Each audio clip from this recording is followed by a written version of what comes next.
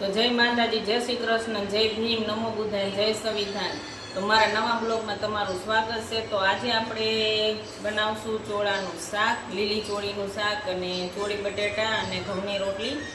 તો આજે બનાવવાનો વિચાર હતો કે કારેલા, ભરીને કારેલા બનાવતા, પણ ઉદયભાઈ ના પાડી તો કારેલા એક બાજુ રાખી દીધા અને લીલી ચોળીનું શાક બનાવ્યું।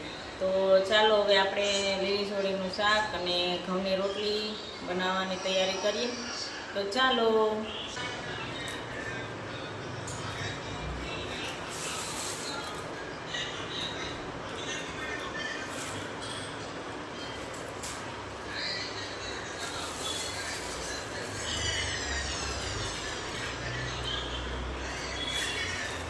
લીલી ચોળી બટેટાનું શાક એ બહુ સરસ થાય।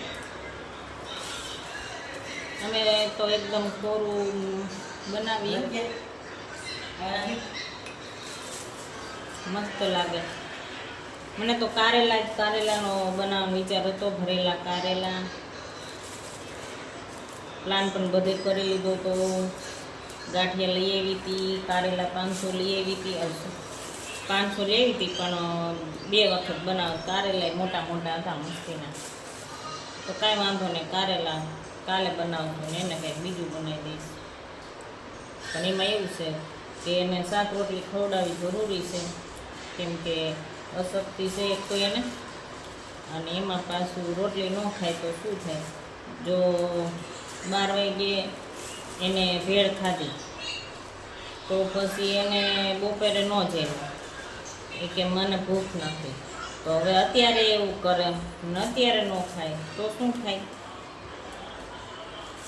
એટલે કીધું કાંઈ વાંધો નહીં, વિચાર કર્યું, કીધું આ ચોળી બટેટાનું શાક કરી નાખું, અને એવું થાય ને તો કેરી રસ સાઈડમાં કરી નાખું, એટલે હાલે। છોકરા બધા શું હોય ને, આપણે ભૂખા હોઈ જાય પણ છોકરાનું ભૂખા ન હોવા દે, એ માની એક ફરજમાં આવે, અને હરેક માં એ ફરજ એની પૂરી કરે જ। તમારે જોવું, કદાચ ખાવા બેઠા હોય અને રોટલી એમ થાય કે ઘટું છે રોટલી, તો સમજી લેવાનું કે માં ભૂખા રહી જાય, પણ એના છોકરાને ભૂખા ન રહેવા દે।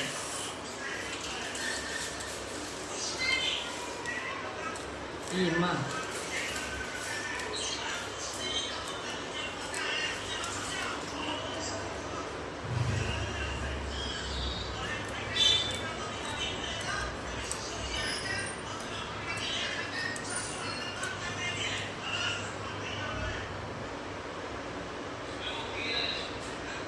તો જો લીલી ચોળી તો સમારી લીધી, હવે આ 2 બટેટા નાખો,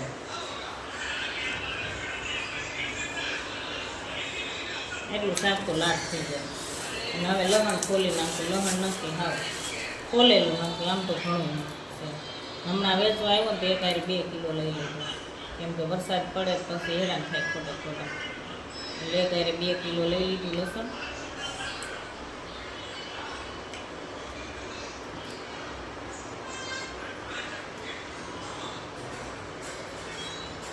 તમારી બાજુ કેવો વરસાદ છે કહેજો, તો ખબર પડે, કેમ કે અમારે ત્યાં કંઈ વરસાદ છે નહીં।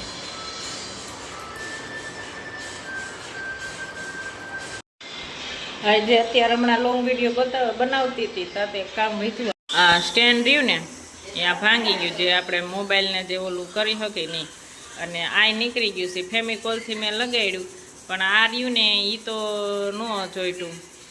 તો આજનો આપણો બ્લોગ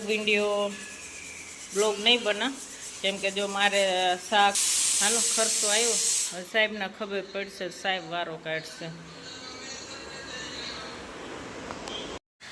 તો આજે ચોળીનું શાકનું ને એનો વિડીયો નથી બનાવી શકી, કેમ કે જેટલો લોંગ વિડીયો છે એમાં સપોર્ટ કરી દેજો।